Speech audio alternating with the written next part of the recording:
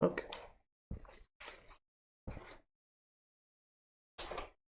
All right, so our goal here is we're reviewing functions a little bit. So the name of the section is just functions and their graphs.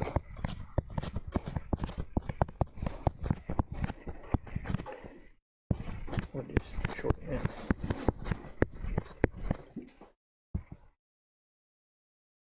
So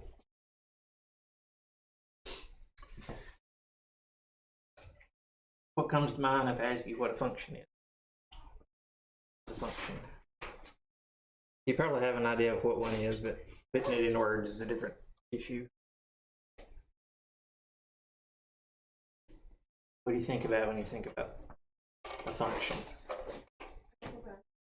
F of x equals something? Okay, so that's a good thing to remember.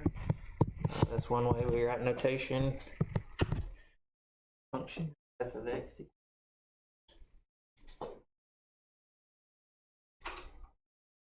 Other thoughts?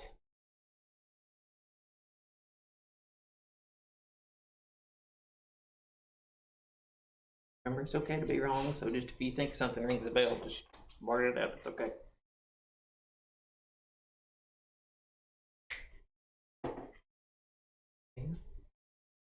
And the graph of a function. What do you think of the graph of a function?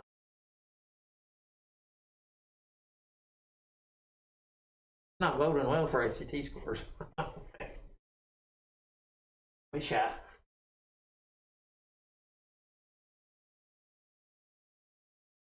Okay, good. So, all right, so the graph doesn't have any repeated x values, right? So another way of thinking about that is if we look at the graph, we've got a little test we can do. Right?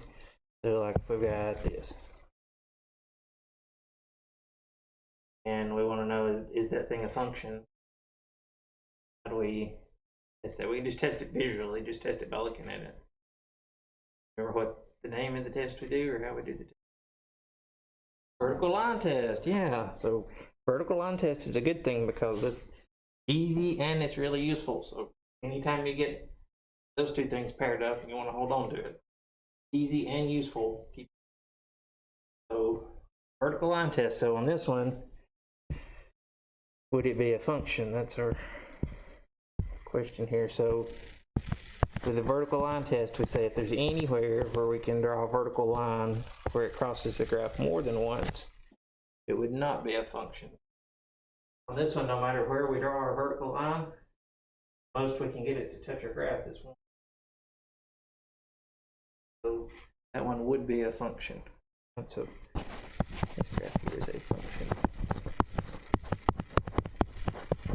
So what's it look like if it's not a function?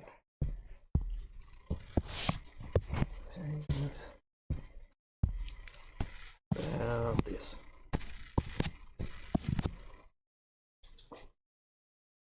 So if we check it with the vertical line test, we're checking is there anywhere we can draw a vertical line where it touches our graph more than once? And there's a lot of places. We can draw a vertical line in right here. That makes it not a function. If you have anywhere you can do that. Technically we've got an infinite number of choices about where we can draw a vertical line in on this one, and it failed the vertical line test, so this one's not a function.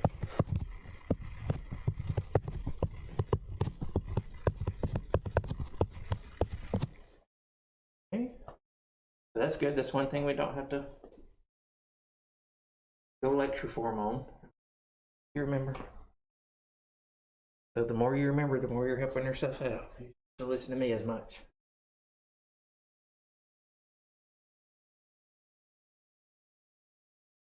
So, the way Jay said it, it's a little bit more technical, but it doesn't have any repeated x value. So, what we're saying there is if we look at this x value gives us a y value up here and a y value down there. So we have one x going to more than one y. So if you just have the points listed out, you can. So maybe if we had a table of values over here,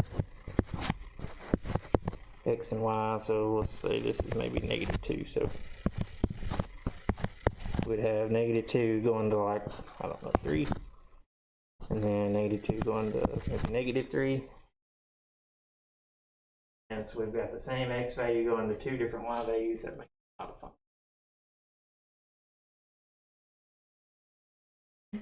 So if we don't have a picture, we can look at the table of values and figure that out too. So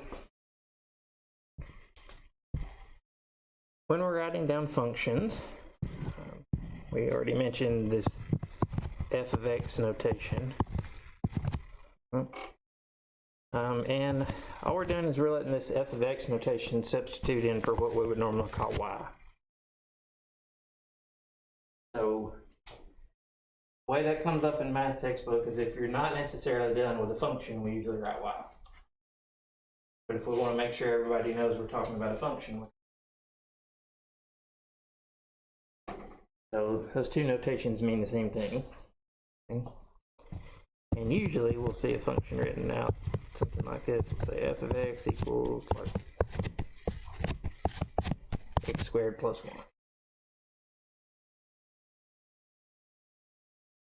And the variable that we're plugging in to our function, okay, our input variable, is what we call the independent variable.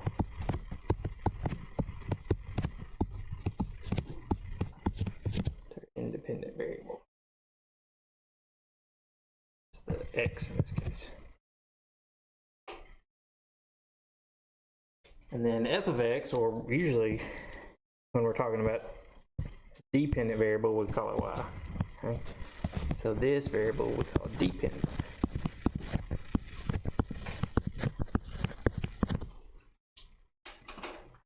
And one way of calling that, well, you want to know the value of a function, or you want to know the value of our y, whichever way you're thinking about it. So say, what's the value of y? We'll say, it depends. What does it depend on? It depends on what you choose for x. X doesn't depend on anything other than what we choose as independent. But the y that we get out depends on. Okay. Hope you remember that vocabulary a little bit. Okay, one more quick thing here. I know you've seen all this at some point, but when we're talking about functions, we kind of split up the numbers we're dealing with into two categories. Talk about the numbers we put in and the numbers we get out. So over here, our inputs are independent variables we usually call x. And when we're dealing with functions, we usually call our output f of x's or y.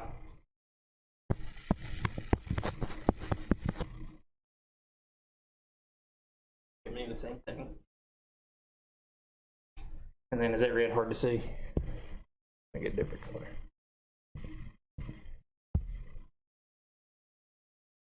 It didn't show up as good on the projector. Okay, so let me try to trigger your memory a little bit.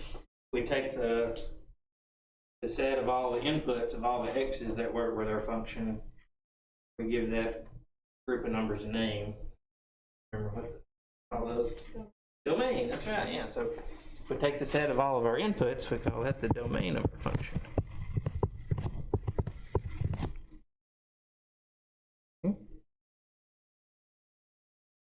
And we take all the possible outputs we can get out of our function, give it a name too. So it was domain, and then what's the other one? Range. Range, yes, range. Good. Domain.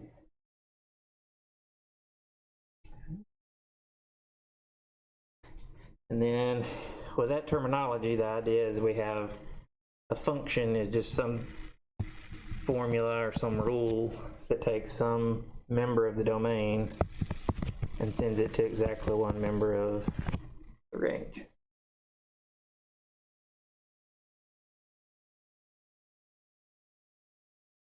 And another way to talk about a function.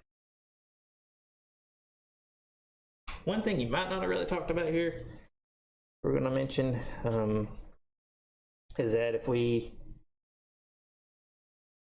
have a function, lots of times we solve an equation for y and we'll have like y equals x squared plus 1 or something like that. So this is, we could have it also have it say f of x. Remember, y and f of x mean the same thing. So when we have it solved for our dependent variable like that, we call that the explicit form of our function. Explicit form.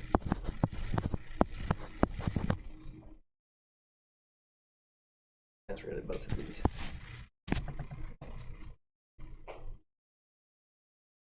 So that's explicit because we've got it solved for our dependent variable, and so we just figure out this side and it explicitly tells us what. So what's the alternative to explicit? If it's not explicit, it must be implicit. Yeah, good. So what does that look like? That looks like, let me give you one you're familiar with. Let me see if you remember what this would be. So if we have an equation like this, you may know what that's an equation for. A circle, yeah, it's a circle. Yeah. That would be a circle with an origin of 0 and a radius of 1.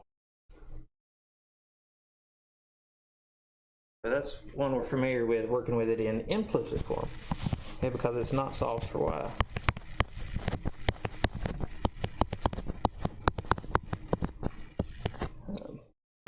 And it's really an implicit form of an equation, not of a function, because why do I say that's not a function?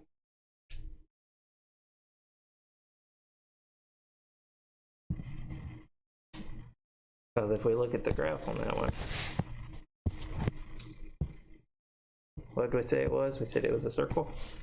I can't draw a circle, but I'm not SpongeBob. There's a blob. Why is that not a function? Fails a vertical line test. That's really good. So we draw in a vertical line somewhere, not on the very edge, then it'll touch more than one. So not a function. What's really happening there, and it's not going to be important until later down the road, but what's really happening there is we've got one equation. But that one equation in implicit form really giving us two functions. So we could find the two functions explicitly. How do we do that? We solve for y. This is jumping a little bit ahead, but it's okay.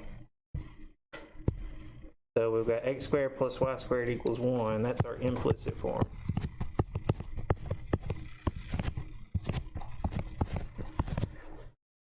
So if we want to get the two functions I'm talking about explicitly, we need to solve for y. So how do we solve this thing for y?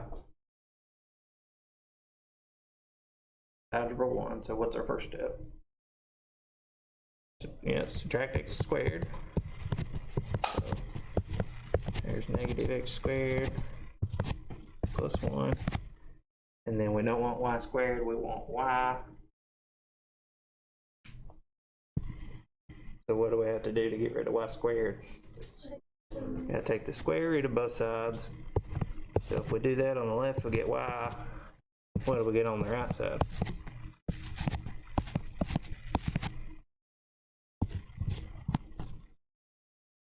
Square root of negative x squared plus 1, but what else?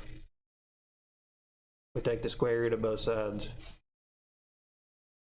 What do we have to remember? Plus, minus. So another way of writing plus minus. We've got one function, negative x squared plus square root of negative x squared plus 1, and another function, it's negative square root of negative x squared plus 1. So two functions out of that. Two functions. Right?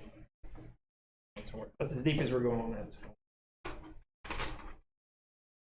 Okay. We've got the bulk of this behind us. I try not to lecture you to death when I can help. See what else.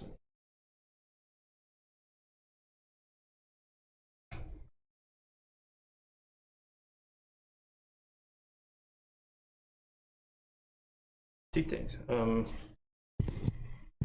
What do we mean? And this is easy. Okay, but what do we mean when we say evaluate a function? So we'll say this.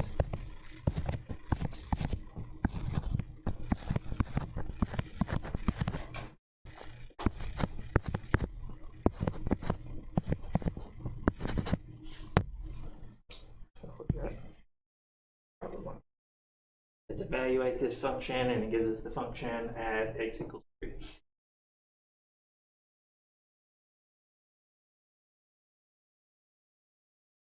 When we talk about it, we're normally more informal. We normally don't say evaluate the function at 3. We normally say, how do we do that?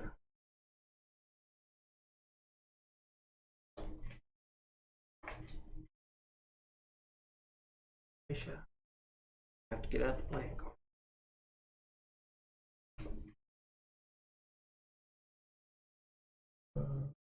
Say it again. Solve it, yeah. So how do we go about it? That's what I'm looking. Plug it in, yeah. That's usually what we say. Plug it in. So all we're doing when we're evaluating a function, instead of x, put in whatever else it is. X equals 3. So here to find that, we would find f of 3 instead of f of x.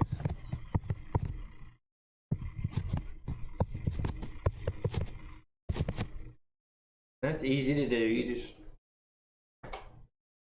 we don't discuss it in language very often. But, so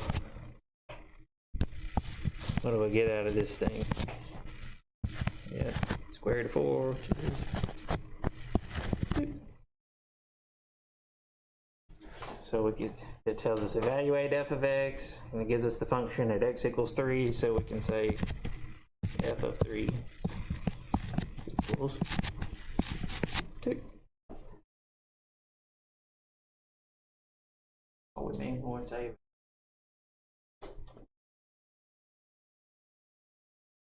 that's a good question.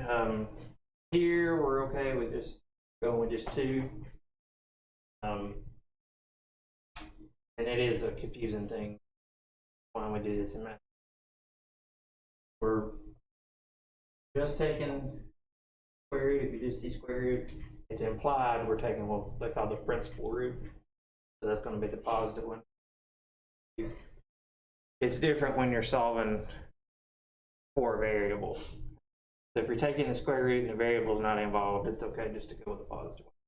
The variable is involved, you're right, it technically would be.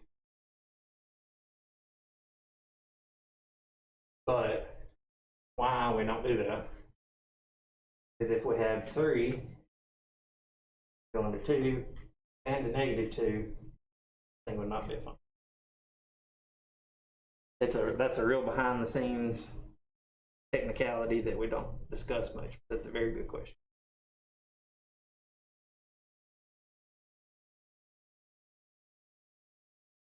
We just kind of, I don't know, math teachers just try to pretend.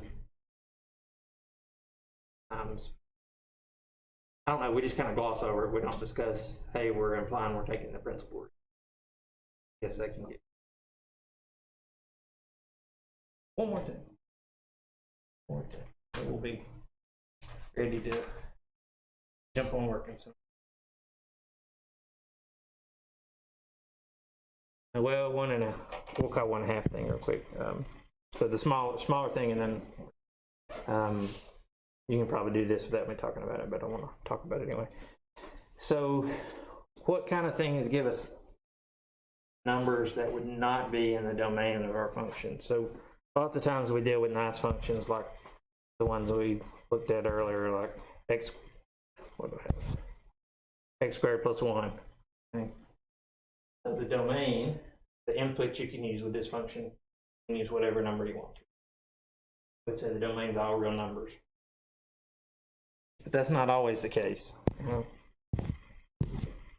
We've got two situations when we have to throw numbers out of our domain.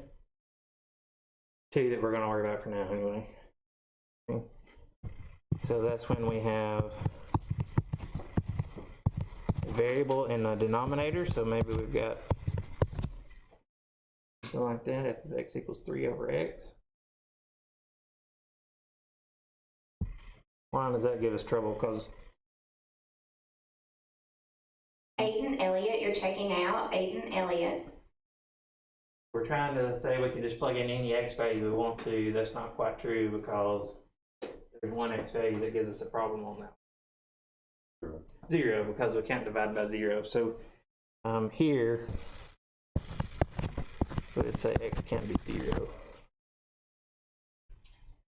Or lots of times we want to talk about it in interval notation, or like showing like what part of the number line works. So if we can use any number, you'd use negative infinity to positive infinity. But here we're leaving out 0, so our interval notation would look like negative infinity to 0, 0 to infinity, and then got this little symbol that's kind of like the U without the tail. Sounds a little too small.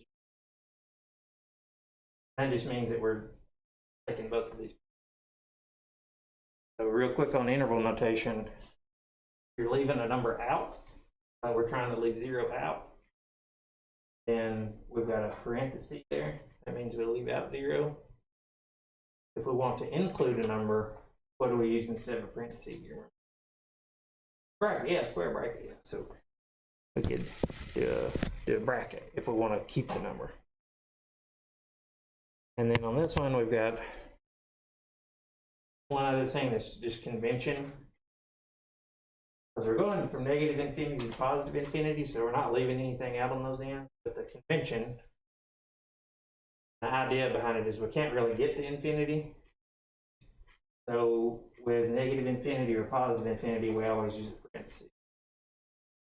If we were stopping at some number, you have the infinities, you always have, you're leaving a number out. We'll do one with a bracket now. So that's one issue. If we have a variable in the denominator, we have to figure out what situation would make us get 0 in the denominator. This one was easy because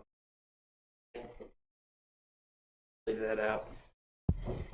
And then the other thing that can happen, because in this class we're only dealing with real numbers. Okay. We're not going to go to complex numbers where we have I. We're only dealing with real numbers, so what that means is that if we have this, well, let me ask you just what can go wrong with this?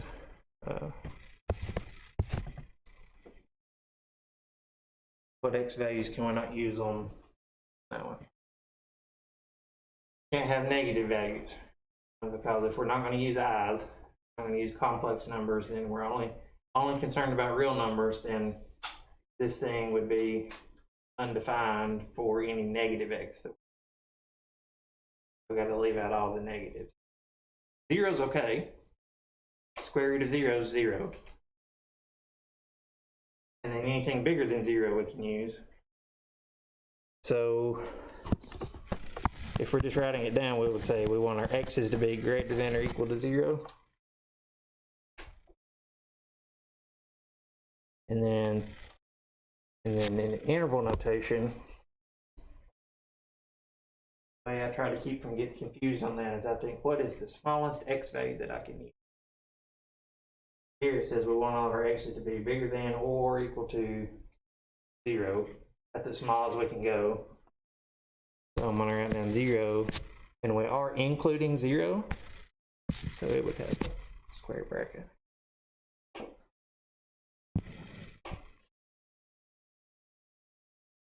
And then how big can our X values get?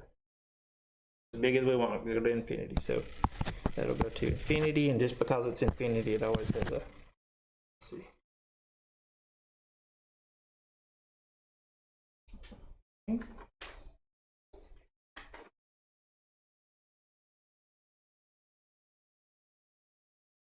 And one more type of function. One more type of function. Just to make sure you remember these. So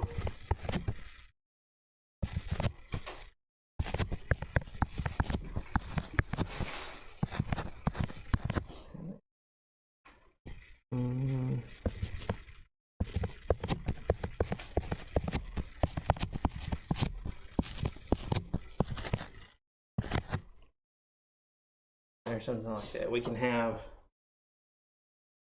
multiple definitions for our function. We can say when we're using these X values, our definition is this.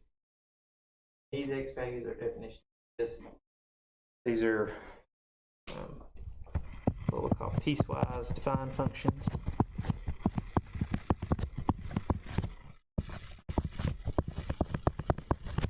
Sometimes you'll just see them called piecewise function.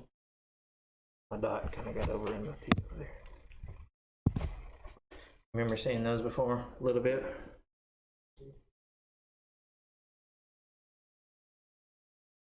So just all we're doing here is we're just remembering how to use these things. So like if we had one that said find f of 0 or evaluate this function at x equals 0. How do we go about that? That's what I want us to remember. So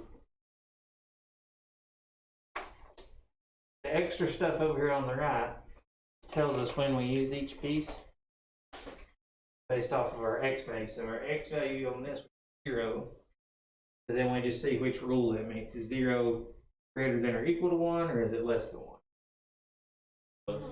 0 is less than 1, so that just tells us we use this piece. And we don't care about this piece. So we just take 0, plug it in for x in that bottom piece. So there we would have 2 times 0 plus 1.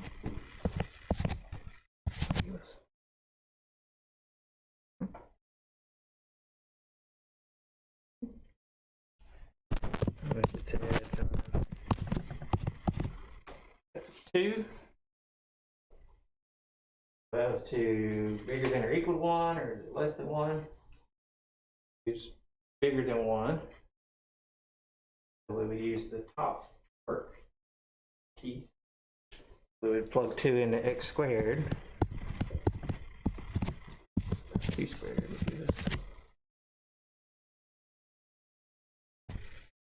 And here's the trickiest one. It's not hard, but it's the trickiest one.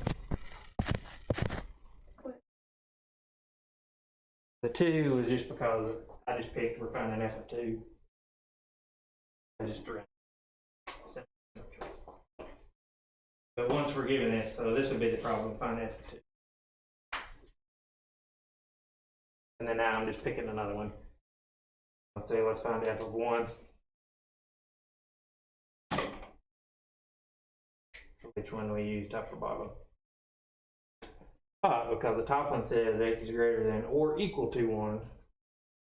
This we only use it if it's strictly smaller than 1. Here for 1 we would do 1 squared. 1. Oh, so you need the copies of the problems. And we're not doing all of these. I've got them marked in my book with highlighters if they didn't show up. Copy doesn't pick up highlighters, so I'll give you the ones that are.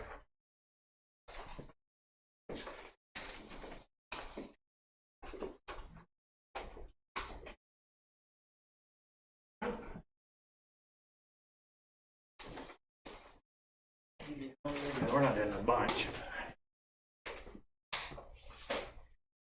So let's see. Page 27, that's where we start.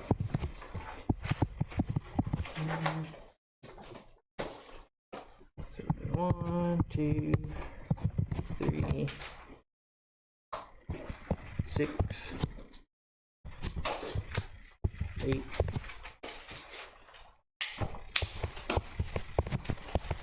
13, 15,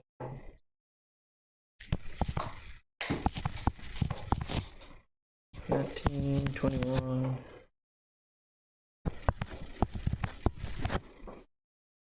30. Okay, maybe it is kind of a bunch, sorry. They're not too long. After you get past the first one, the first one's a little bit long. 41 through 44. So we'll work on these the rest of this class and probably tomorrow. 61, 63.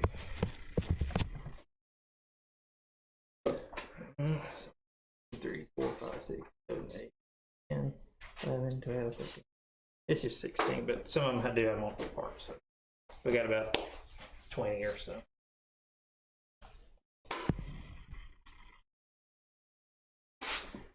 So the way I like to do these, and my suggestion to you, look at it, see if you can figure out what to do. Can't figure out what to do. If you want to bounce it off a friend first, bounce it off a friend. If you and your friend are both confused, let me know and we'll either I'll come help you if you just want to do that, or several people are having trouble with that one, we'll work it together. I'm not especially on this review stuff, really on any of it, I'm not here's the assignment, do it and turn it in. So it's really, as far as I'm concerned, I don't care if we work all these together, or if we need to.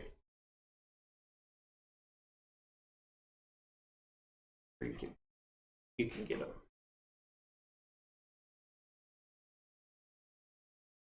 Some of the directions don't make sense or anything. Talk about it.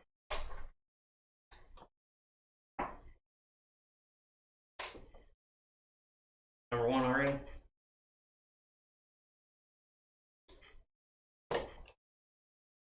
So it is a little weird. We didn't do one example like that. 1A says identify the domains and ranges of F and G. Domain, let's go back to the definition. What's a domain? All the x values that work with a function. So you can look at the graph and say, what's the smallest x my function covers? What's the biggest x my function covers? And it's everything between there. Same thing with the range. You look at the smallest y, biggest y. Function covers everything.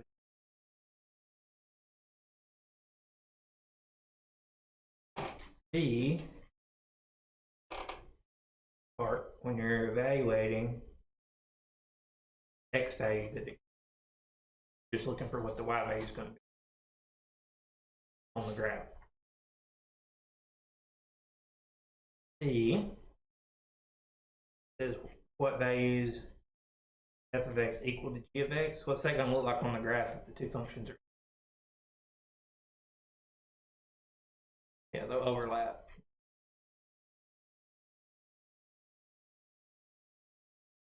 D and E is just getting you to estimate x value for your y value.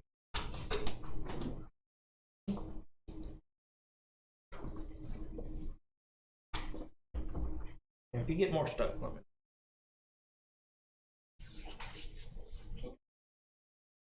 Yeah.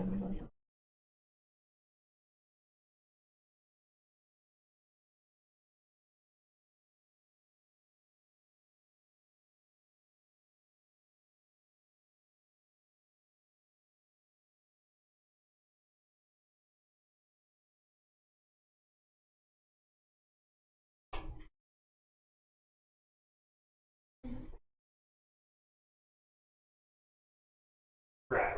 Yeah, it's just the whole thing.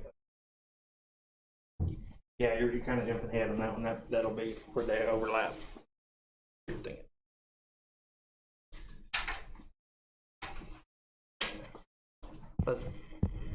Let me help one.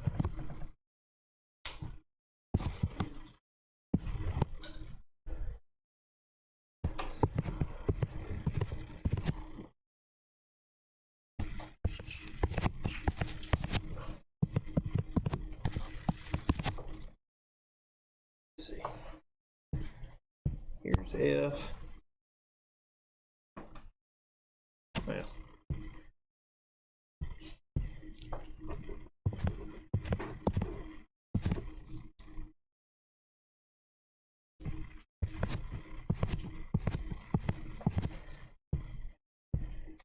So F's a straight line, so it starts at -4, -3. And on the other end, we're at 4, 5.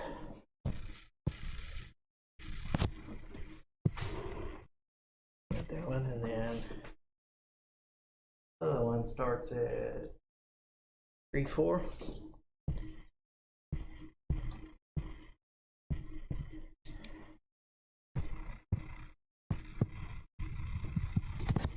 And then 3, -4.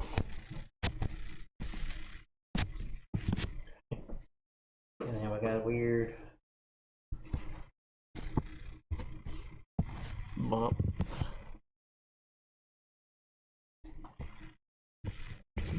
Something like that. Okay. The drawing's terrible. Okay, so the domain on F, F's the green one. Sorry, I forgot to look at it. Where's green?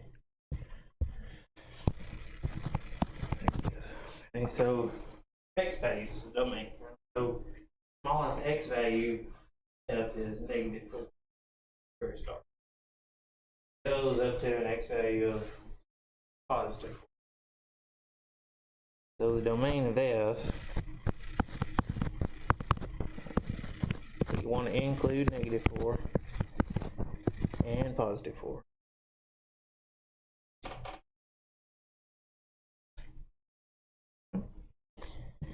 G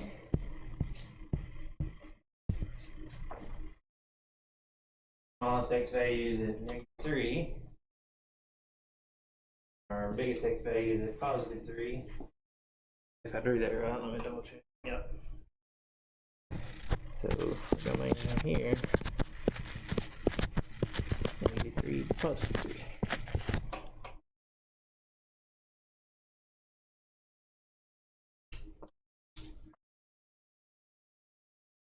Now we do the same thing for the range. So my drawing's not great, but we're looking at Y values for range. So the smallest Y value is supposed to be at -3. Goes up to our biggest Y value of 5. So the range here, -3 to 5. Does that make sense? I lost them. So our smallest Y value, right, that's going to be the lowest point on the graph, is at -3. That's where our range starts at -3. And the tallest point on the graph, here at 5. So it goes from -3. Do the same thing for G. So it's a little backward. Got our smallest Y values over here. 4. Lowest point. And the highest point is at, I have to look at the book, I didn't draw it very well. Highest point is at 4. Okay, so our range down here, -4 to 4.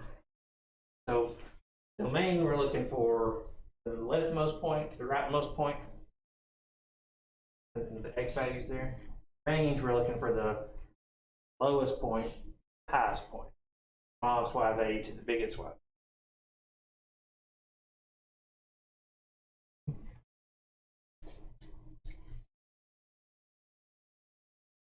My picture's really bad trying to answer B. So you're looking at the books better. It says identify F of -2. So -2's here. We want to know what our Y value on F is, and I'm way off on the drawing. So go to the left 2. Got to go down to find the graph of F. It looks like it's at about -1.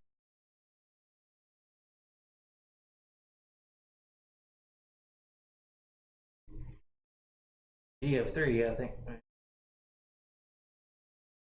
You would just say f of -2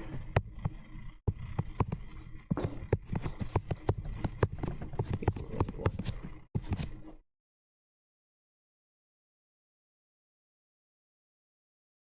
And man, I really did bad. Then it said G of 3. So you go to an x value of 3 on the x-axis. I don't know, did 1, 2, 3. And where's our graph of G at? What's the y value there? It's at 4. So you could say G of 3.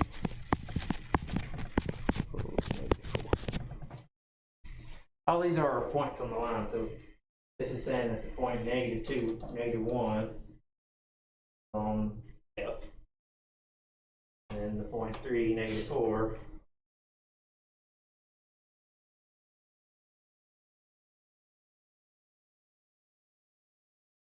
Here's another one where you need to look at the book, not the board. That's the one that says for what values of x is f of x equal to g of x. That's where they overlap. My picture's off. If you look at the book, they overlap. What x value? -1. So you can just say -1.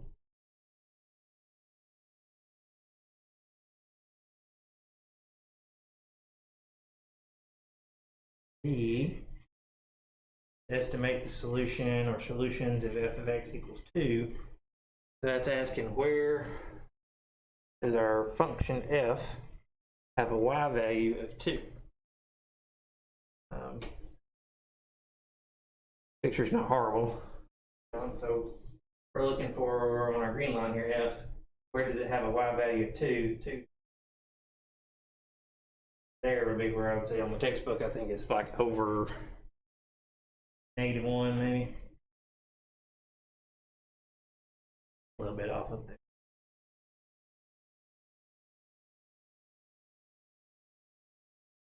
E is the same thing, but it's asking where does g of x have a y value of 0? Another way of saying that is where does g of x cross the x-axis? Picture's garbage again. So you look, g of x crosses the x-axis at 3 places. Can I see one of them? At the x value. See -1, it crosses at an x value of -1. And we've got 2 on the positive side. What are they? 1 and 2. 1 and 2. So we've got -1, +1, +2.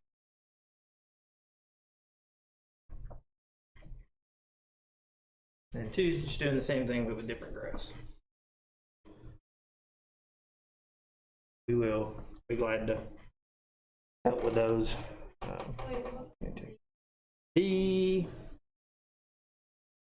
So you look on the graph of f for where it has a y value of 2. To me, that looks like that happens about above x value of +1. Get there. My picture's not real helpful. We want to see about it. You were on it.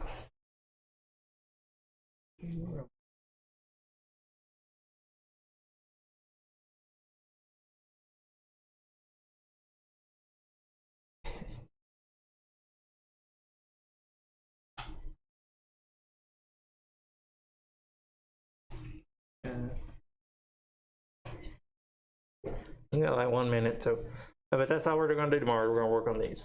Okay. Work on these tomorrow. So.